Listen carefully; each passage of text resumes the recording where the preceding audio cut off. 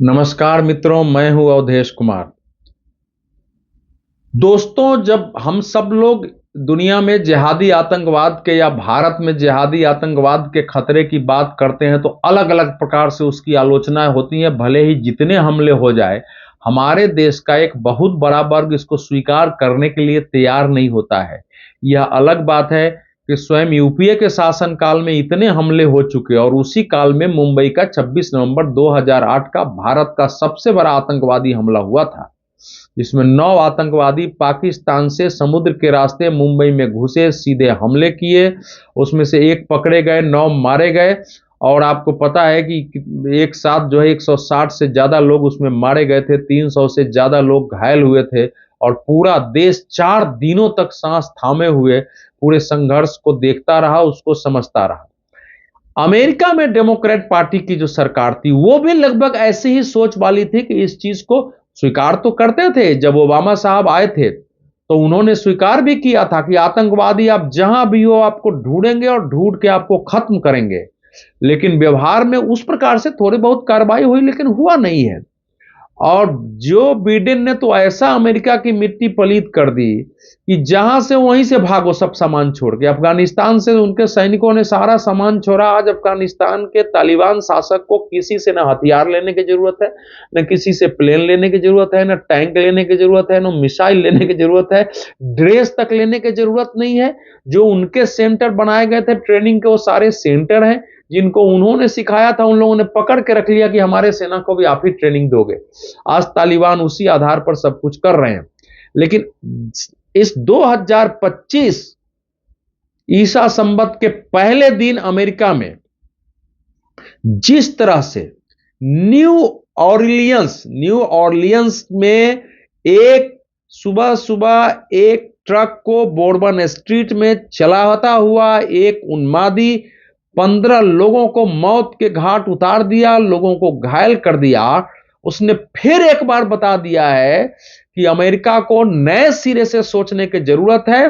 राष्ट्रपति के रूप में डोनाल्ड ट्रंप 20 को शपथ लेने वाले हैं, लेकिन उन्होंने इस पर प्रतिक्रिया व्यक्त करते हुए कहा कि हमारा देश एक आपदा है, पूरे विश्व में हम हंसी के पात्र हैं। यह तब होता है जब आपके पास कमजोर, अप्रभावी और लगभग अस्तित्वहीन नेतृत्व के साथ खुली सीमाएं होती हैं। फिर उन्होंने जो डिपार्टमेंट्स और एफबीआई सबको बताते हुए उन्होंने बताने की कोशिश की कि ये सब अयोग्य हैं और मतलब बाहरी और आंतरिक हिंसक भीड़ से बचाने पर ध्यान केंद्रित की बजाय, जो घुसपैठ होते हैं उस पर ध्यान केंद्रित के बजाय, जो राजनीतिक प्रतिद्वंदी हैं मेरे जैसे लोग, उन पर गैर कानूनी हमले में उन्होंने समय बर्बाद किया है। इसलिए डेमोक्रेट को खुद पर शर्म आनी चाहिए, इससे पहले कि बहुत देर हो जाए, सीआईए इसमें शामिल हो। अमेरिका टूट रहा है। और फिर उन्होंने बताया है कि हमको क्या करना है। ये अलग बात है कि उसमें घुसपैठी नहीं थे वो इस समय जो पकड़ में आया है उसका नाम है जब्बार। वो घुसपैठी नहीं है। शमसुद्दीन जब्बार नाम है, 42 वर्ष का है, अमेरिकी नागरिक है। और सबसे आश्चर्य की बात यह है कि वह अमेरिकी सेना में काम कर चुका है लंबे समय तक। उसकी अफगानिस्तान में भी तैनाती हुई थी। लेकिन और वो पढ़ा लिखा है, उसके पास कंप्यूटर साइंस की डिग्री है। तो उसने ऐसा क्यों किया होगा? और जब उसकी जो वाहन मिला है उसमें से आईएसआईएस का झंडा मिला है, तो जाहिर है वो आईएसआईएस से प्रेरित था, जो जांच एजेंसियां बता रही है कि वो और अमेरिकी नागरिक भी बन चुका था। तो ये जो कहा जाता है कि आतंकवाद के लिए जो कुछ कारण दिए जाते हैं, तो वो जो लोग भी कारण देते हैं वो समझने की कोशिश करें कि उसके लिए आपका बेरोजगार होना, आपका अनपढ़ होना, आपका गवार होना, आपका दुखी रहना ये आवश्यक आतंकवाद होने का कारण नहीं होता है।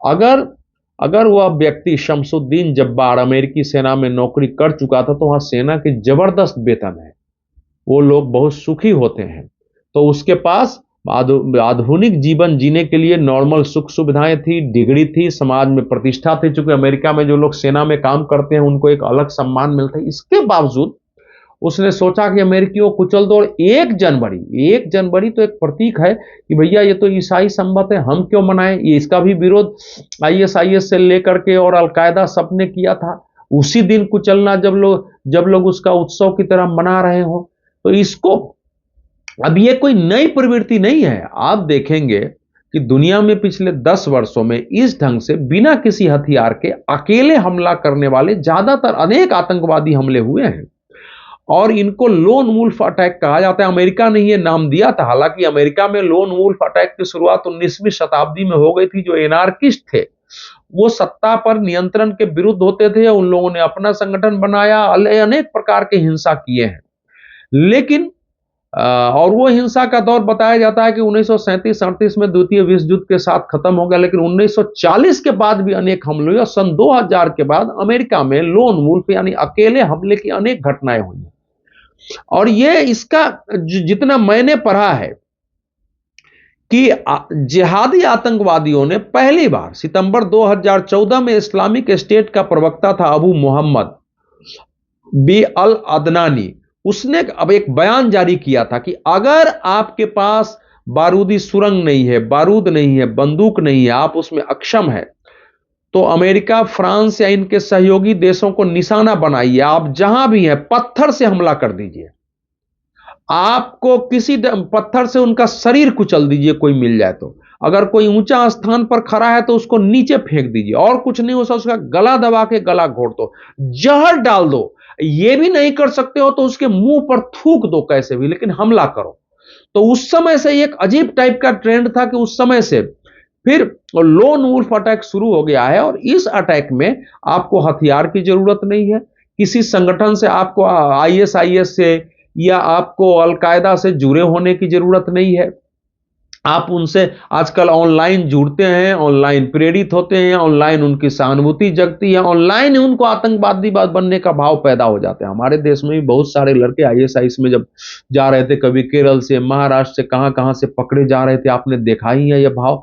अनेक जाकर के कहां खत्म हो गए, उनके कुछ जाके खत्म हो गए, पता भी नहीं चला है। तो ये इस ढंग से हमले कर रहे हैं। और हालांकि भारत में बताया जाता है कि उस ढंग से हमला नहीं हुआ है। एक हमले के बारे में 2017 के बारे में कहा जाता है कि भोपाल उज्जैन पैसेंजर ट्रेन में एक व्यक्ति ने आईडी लगा के बम विस्फोट किया था। लेकिन आप ये नहीं कह सकते हैं कि लोन वुल्फ अटैक नहीं हो रहा है। हम आपको पता नहीं चलता है, कहीं डकैती हो रही है, कहीं लूट के नाम पर अगर कोई हत्या हो रही, कहीं एक्सीडेंट हम देख रहे हैं, कहीं आग लग चुकी है, कहीं पत्थर से किसी का सिर कुचला मिलता है, तो उसके पीछे का कारण हमको पता नहीं चलता है कि किस आधार पर हुआ है। हो सकता है वो लोन वुल्फ आतंकवादी हमले हो, क्योंकि अगर अमेरिका में 1 जनवरी को हो सकता है तो इसका अर्थ वो बंद नहीं हुआ है।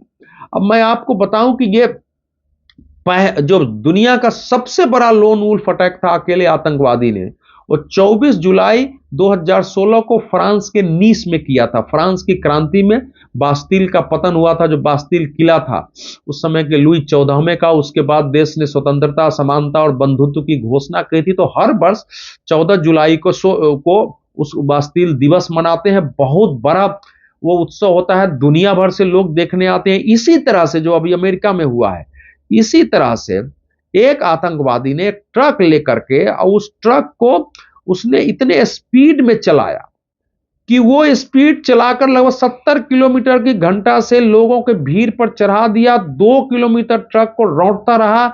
84 लोग कुचल के वहीं मर गए, 50 से ज्यादा लोग घायल हो गए, और उसमें विदेशी ज्यादा थे। तब दुनिया को लगा कि अरे ये तो लोन वुल्फ अटैक वाकई हो रहा है, ये तो केवल बात नहीं। उसके बाद अलग अलग जगह पर 19 दिसंबर 2016 को बर्लिन में 12 लोग मारे गए, 22 मई 2017 को ब्रिटेन में 3 लोग, 17 अगस्त 2017 को स्पेन में 14 लोग, 29 नवंबर 2019 को फिर लंदन ब्रिज में 3 लोग, 20 अक्टूबर 2020 को फिर फ्रांस के एक चर्च पर लोन वुल्फ अटैक हुआ था, अगर आपको याद हो, वो भी बड़ी घटना थी। तो उसमें फिर 3 लोग मारे गए।